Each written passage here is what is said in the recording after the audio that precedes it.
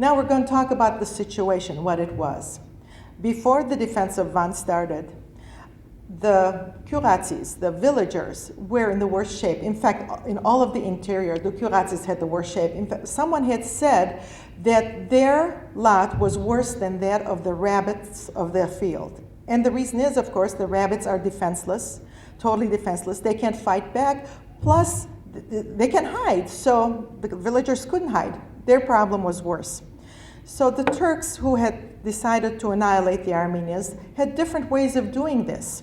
For instance, they would come and they would say, well, there's the war going on, we need food. They would take the food. They would take livestock, and the villagers were left with nothing. There could be famine because of this.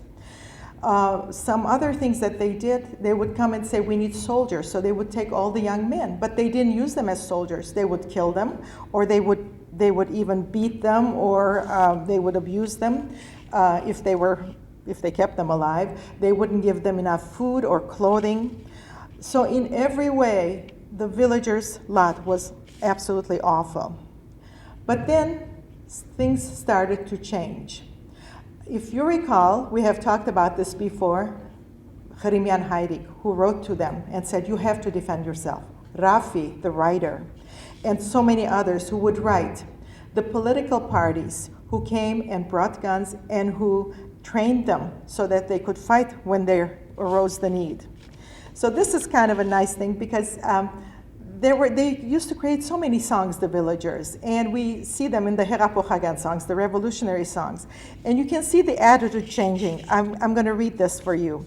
It says, this is from Erzurum song, the Armenian villagers hadn't seen swords and rifles. He left the field and he took the sword and rifle instead of the shovel.